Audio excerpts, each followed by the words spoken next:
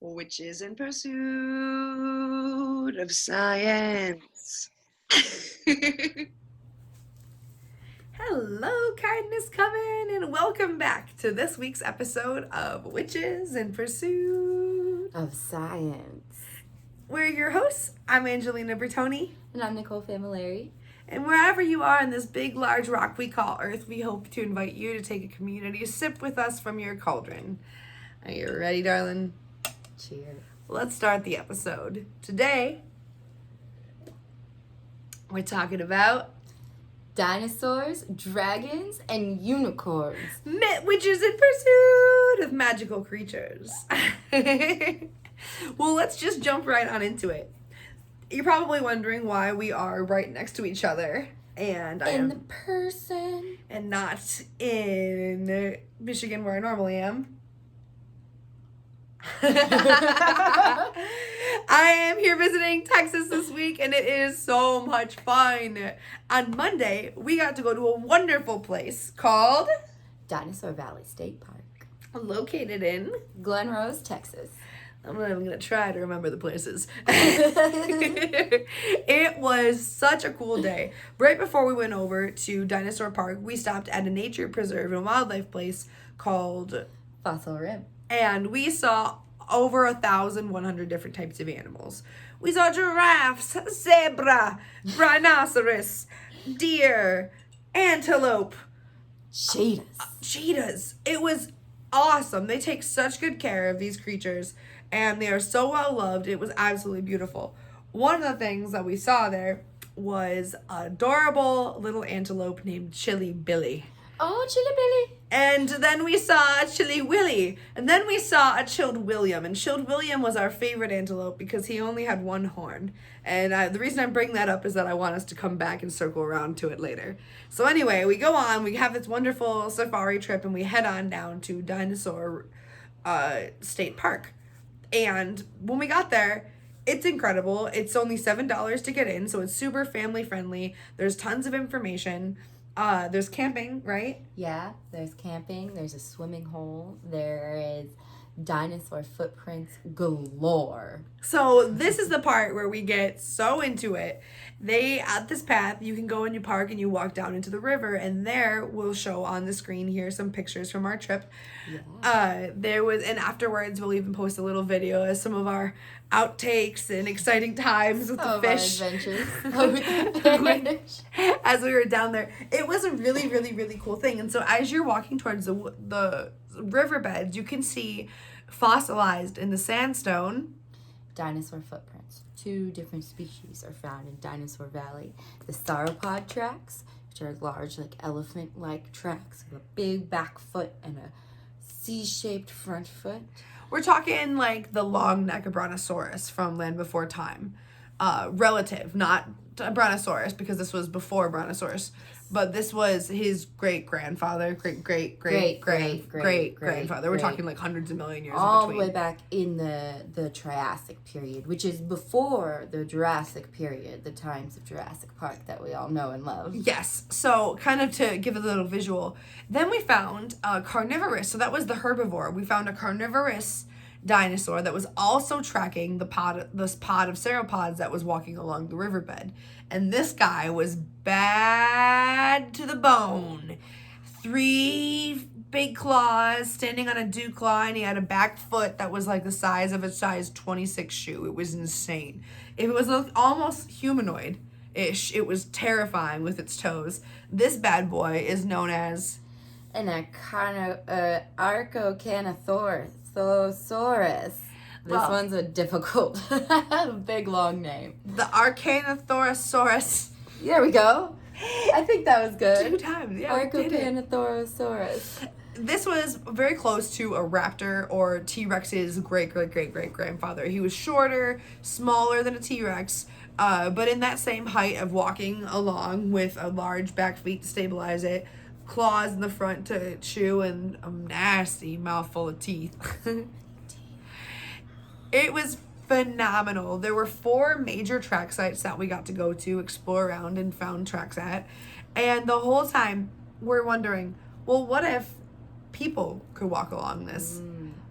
So what about the Creation Museum that we drove through on the way in? Oh, right. So there is also in the area a creationist evidence museum that has lots of evidence on display of what they refer to as evidence that humans and these dinosaurs from millions of years ago co-inhabited the earth, walked together in the land, left footprints together, despite the fact of no geological or biological evidence found anywhere else in the world.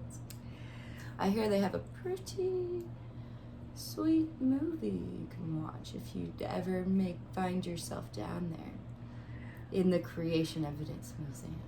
Well, fun thing about Creation Evidence Museum, and I guess where we can see ties of what could be, them expecting no bias in their favor, but a little bit of science, is that there is pottery and footprints that were found.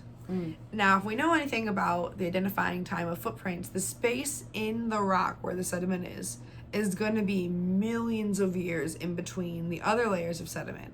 So even if the riverbeds had opened up and washed away and exposed these dinosaur prints, and also at the same time exposing prints of mankind that was walking in the same area on the same riverbed, coincidentally. However, there's millions and millions of years in the difference of when the dinosaurs stepped foot and the human stepped foot. Inches, there's much time, small space, much time. If we know much about rocks, crystals, and minerals, which we'll get to in our rocks, crystals, and minerals episode, there is a lot about the formation and then the preservation and what creates it. There has to be everything, and it's got to be all the right elements lining up at the exact amount of time. The reason that this riverbed was so exposed was that millions of years ago, these footprints were settled down into the tracks of the sandstone. And then it was filled with silt, mud, and clay, and composed with time and pressure, and then layers and layers and layers and layers and layers of rock on top of it, so it becomes a fossilized footprint. Now, we add in the river that was floating above it. And the river that was once there was pretty big gulf, now turned into a small river, now turned into a tiny stream, now turned back into a big river. It's way eroded and waded away. And what did it do? Revealed the footprints. The footprints that were formed millions of years ago when this region of Texas was not central with a river, but was actually more like a coastal region. The oceans, a small ocean, had come all the way up to this point in Texas, which is now up here, and it's really down here.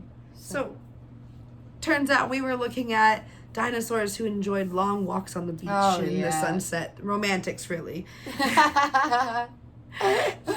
You bet they were. Truth be told, there were 5 major extinctions that happened during the time of the dinosaurs that are pretty important to know about, but also relevant to our story. Yes, because all mythical, magical creatures go to extinct. And within our known history, the 5 extinctions go back as far as 4,400 million years. It's a lot of years. The first one is the Ordovician period. That's the first extinction. That was 443 million years ago. 85% of species wiped off the face of the earth because it got too cold. Temperatures plummeted. Ice caps started to freeze, and everything that was destined for warm weather just couldn't survive. Then, about 100 million years later, so at 374 million years later, we have the Devonian extinction. This one, temperatures started to warm up, and we lost 75% of species all over the earth. 75%. Wiped out. Then, about 100 million years later, 200 million years ago, or 250 million years ago, was the Permian extinction. This one is thought to, it's the classic one we hear a lot about, was thought to occur when an asteroid or a volcano eruption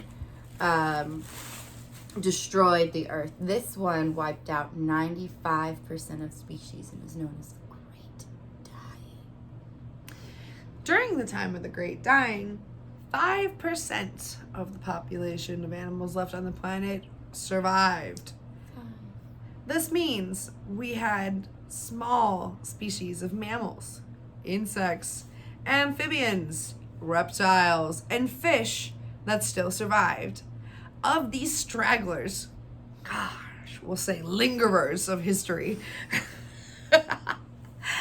their relatives end up evolving and becoming to what we find is a lot of today's great-great-grandparents of our animals.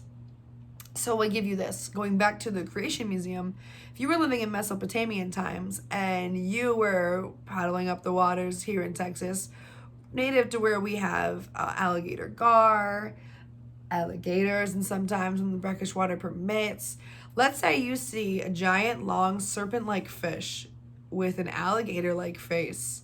You've never seen it before. This definitely has to be a dragon, a water dragon, right? Because what could swim so fast? What could be so sharp? What could be so scary and then just disappear? Well, almost like an eel. If I were to see it, I definitely would think I just saw a cryptid, and I would let everyone know about it. Now, here's where we take a little bit of history, a little bit of human psychology, and we blend the two together to get mythology. Humans love to be primed in order to see a story, right? Oh, yeah. Think about big your cliffhanger. classic ghost sightings in a classic haunted mansion. People go to the haunted mansion expecting to see, hear, or experience some sort of oogity boogity because they have been primed. Joe Schmo's brother down the way went and saw something. Kirsten's sister had a similar experience. You get to the spot and you don't want to be left out. When it comes to cryptid animals, it's one of the most mischievous things because, one, if you see something and it gets away and it was a short, brief thing or it was at a distance, was it really trash or animal? It's a classic game I like to play. Trash or animal. Where I can't see, and as I drive down the road, I exclaim, trash or animal? And we look at the animal on the side of the road and it's either like a dead animal and it was an animal, or it's trash that we thought it was an animal. Yes, it's often trash. I totally believe that cryptid sightings is quite a big game of trash or animal. I'd say so. You see something that you can't explain, you explain it to the next person, they also have a similar encounter. It may be something that wasn't even an animal to begin with, but in these situations, there are giant reptiles, fish, and amphibians that did make it out of this extinction period. And if we go back to the very, very beginning of mankind, especially in Mesopotamian times, we're going to find that there are going to be more bigger, scarier animals than there were today. A species that doesn't exist today because there's no way it's already gone extinct. And had been extinct for such a long period of time that sometimes when we go back to preserving fossils in history, depending on where something is buried and how far down it goes, is where it's going to become. So dinosaurs, as we all know, cliffhanger, became extinct, and now we drive them around every day. We can't get anywhere without dinosaurs, thanks to their fossil fuels. Thanks, dinosaurs. Thanks, dinosaurs. My Kia Soul wouldn't go without you. So, if the dinosaurs were at a certain level, they were protected by mud, history, sediment, and time. Yep. They now have turned into preserved bones, or what we have is pockets of gas, which is our fossil fuels. Vroom, vroom. Vroom, vroom. And makes the whole world go round. Not every species, if we think about this realistically and logistically, is going to be able to be preserved in time. Therefore, we're going to have gaps where we aren't able to define, see, or even have in today's history marks of certain creatures that were in the past. Absolutely. You know, it's postulated that over 99% of the species that have ever existed on Earth are already extinct. Because when you think about hundreds of millions of years and all of these 5 extinctions, the small fraction that we know, all of the diversity of animals that we know and love and cherish, is just such a small percentage of what has already been and then what also could be. Yeah, we've even anticipated that here now in our modern geological era, is known as the Anthropocene, is that just since 1970, 60% of the species that started this era with us are now extinct, and mostly due to human activity. But to circle back from that sad point of reality, you had mentioned about dragons appearing like snakes or mythical creatures, and I have right here in my hands the Encyclopedia of Fairies, Hobgoblins, Brownies, Bogies, and other supernatural creatures. Doo-doo-doo. What's it say about dragons? Oh, let me tell you. It actually mentions that dragons were often described as worms or like swimming things. It says that in a lot of English fairy tales, it's and including church carvings and many Italian pictures of St. George, the dragons are actually pathetically small. And most British dragons, however, are worms. If they're the Scandinavian pattern of wingless, generally very long with a poisonous, rather, and fiery breath. Nearly all Celtic dragons are also worms. Worms and dragons are common, both with scales, and they haunt wells or pools, and, both are avid for maidens. About the maidens. So then you think about the idea of it being compared to a worm, and it has a fiery breath. A fiery breath. If I was bit by a poisonous snake, Ooh. what do you think I would amount that to? That burning sensation of the toxins running up my leg. And even though they say they were strikingly small, it sounds to me like worms.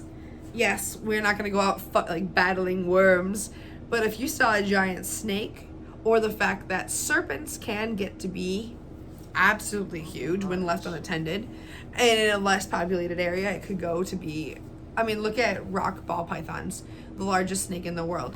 It's absolutely insane, longer than a school bus. So if you think about history and time, easily how in the Creation Museum they have in Mesopotamia, there was pottery with hieroglyphs of people and dinosaurs walking together. There are subspecies of reptiles and amphibians. In this case, it could be a giant snake, it could be a giant fish, it could be a mixture of creatures that we don't even really can't even comprehend on this day. But there's the science backing it, which is that the ecology was around, that not just because the dinosaur period ended, not all dinosaurs were gone suddenly. Right, there's the 5%. Absolutely. The Look at Komodo 5%. dragons who still stick around today. Look at crocodiles and alligators, close living relatives. Yeah. We find them around. If you think about the Loch Ness Monster in Ireland, Oh, yeah. there's a great opportunity for a story of a cryptid that could have possibly been some sort of reptile or amphibian that had made it out of the period, because it was in a giant and super deep lake, like it was like away from everything else. It could have been underwater, and therefore it could have survived.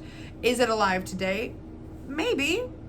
We like to believe in everything, but my best guess would be that if in Mesopotamian times people in Scotland happen to go down to the Lake of Loch Ness, they happen to see a giant surfacing creature go back and under, forever people are going to say that animal lives in there. Forever we're going to keep tabs on it. And now look at what we have. We may not have those animals today, considering 97% of the species is now gone extinct, but we do have instead are the stories, the characteristics, and the legends and the hope that these things could be. And really, you go back to it, and it definitely is a huge possibility and probability that it wasn't something that existed. So in the beginning of this episode, we began to talk about a good long friend, Chilled William. Chilled William. Chilled William. Our dear friend. Let us toast to the fine Chilly Billy. Chilly Billy. To our friends watching and not listening, hopefully we just put a picture of Chilly Billy on the screen. Yes. For our friends that didn't work out, it's fine. It didn't have a picture of Chilly Billy on the screen. You didn't miss anything. You can check out our social media page, which is In Pursuit of Science, where you can also see pictures of Chilled Billy. Yes. Yeah, you can totally follow up for pictures of Chilled William. So let's talk a moment about unicorns. Unicorn. It's a horse with a dildo that just wanted to feel special. I'm a unicorn. I love it. All right, well, what if we saw an animal that had a horn, because most male hoofed creatures rut. I'm really, really bad. I should have looked up the name of what the subclass species was, but we didn't. Anyway, when they rut, such as deer, antelope, most things with horns do, it's quite common for a male to lose one horn, especially on one side of it. What's a rut? A rut is during mating season, male hoofed creatures decide to show each other who's the best, and they run their antlers into each other, and they get into a thing, and whoever wins gets the female. That's the strongest, and she sits back and watches, and that's a rut. Yes, So rutting season in Michigan is when we're about to head into it right now. Oh, okay. People are about to become, it's very, very sad in Michigan, they're called hunters' widows. All the men go off to hunt and all the women are like alone for weeks as hunting season comes in and the hunting widows take over. So it's about to be hunting widow season. Men go off for the hunt. Yeah, and all of them, they go to places like Ohio and they hunt. We just stay home. So when on the hunt though, imagine if you saw a animal with one horn. It looked pretty magical, right? Especially from a distance. Especially in a time when people didn't have glasses, and so you have to think about human sight. And this goes back to like cryptozoology, is that like what are we seeing when playing a game of trash or animal? We're identifying a piece of trash laying on the side of the road, or could it be a dead animal? As we get closer, I usually see it. I am blind, right? So I mean, if that's just me, how many other people do you think are out there walking around every day without their glasses? All of them. Or we go back several hundred years ago, they didn't even have glasses yet. So imagine looking up and you suddenly see a horse with one horn. Maybe it was a horse with one horn, or maybe it was something else. This could also help with the sightings, right? Your imagination run wild with what it could be. Christians take unicorns to the next level. They become a symbol of wealth. They become a status symbol. It's for the elite. It suddenly becomes that unicorns are lured in with the pretense of a virgin. If you bring virgin to wood and you put her down and her tits are out, the unicorn will come to the virgin to suckle upon her tits, and the virgin will then take the little unicorn. I guess it's like a small horse. And they will bring it to the king. Pygmy unicorns, maybe. I'm thinking very similar to Chilled William, where we had a antelope with a very long horn. Yeah. Going to it in India and in China, there are also sightings. And here's where we'll take a pause on this and let's take it out a step further and go to what's in the world. People in China, people in India, people in Europe are all now seeing, here's the long line of the continent, this unicorn. This white creature with one horn. It's magnificent. They say it has a purple face. It has blue eyes. The horn has a red tip, a black middle section, and a white base to it. At the time, there was a species of a furry white rhino. I would like to contend that what if you were in the woods, you saw a small furry white rhino with its horn, will look quite similar to a horse. It could be. It's super hard to catch because the rhinoceroses are very aloof. So, and that was another huge part about the unicorn was very, very hard to catch. So, it could have taken off. Yeah. This doesn't also stop us too. What if it was a small white goat? With one horn. With one horn. Due to rutting season. It would look quite similar to a horse. It would hold the size that we're talking about here. Sure would. It would approach someone. It would make a little more sense. But if we go back and we start to look at the cryptid and then different animal subspecies of what it could match up to, it's kind of like identifying paint colors, where you're like, wait a minute.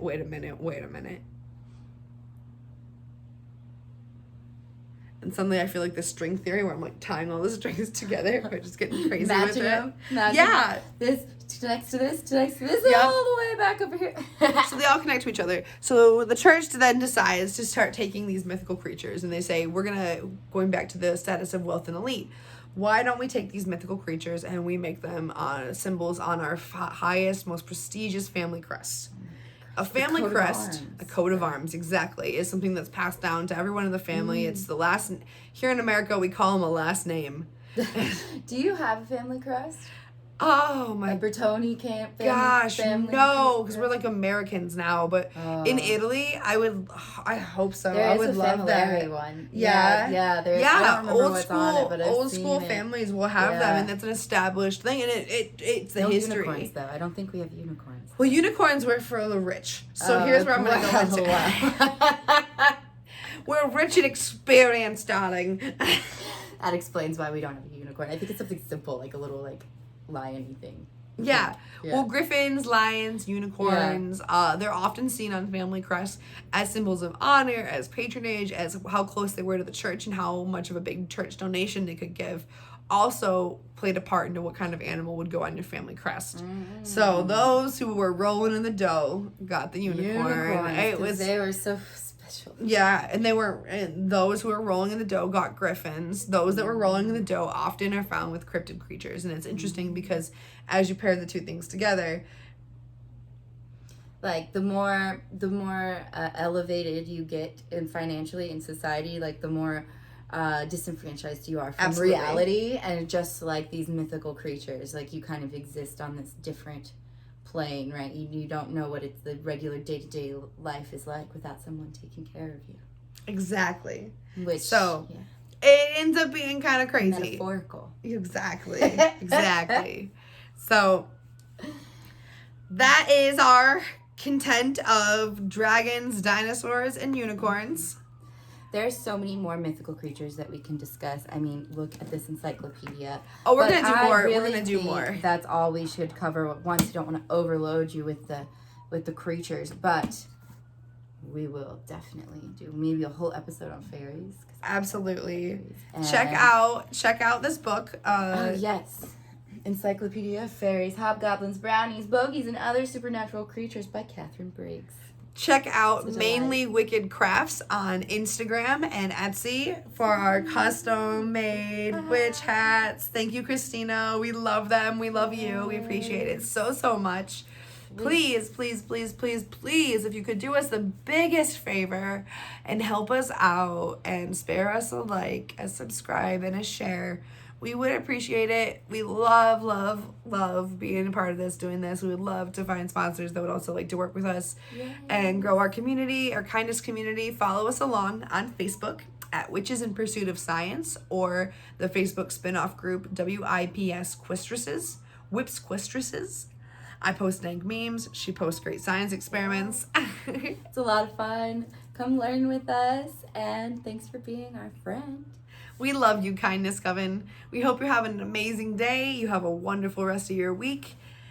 And we'll see you next time. All right. Cheers. Well, let's do our outro. You bet. We who seek knowledge in the laboratory and in the wild Lead a life full of purpose, curiosity, and passion. guided by earth-centered hearts and critically observant intellect. Unified in research as a community, we learn. We propose our hypotheses as proudly as we are humble. Expecting critique, discussion, experimentation, and no bias in our favor. We cast intentions to infinitely expand understanding. Collectively weaving as with a powerful and gentle kindness. We are witches in pursuit of science. Blessed be. See you next time.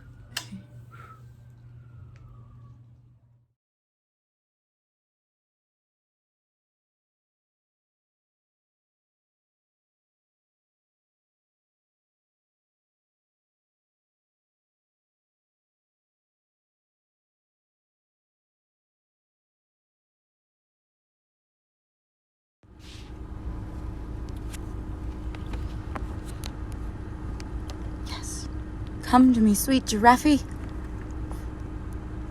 can do it. Come on, baby. Come on, baby. Oh, yes. Look at her. Stunning. Magnificent.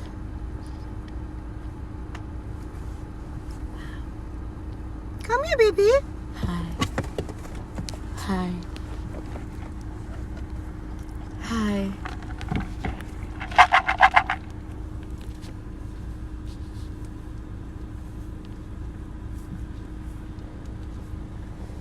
Hi.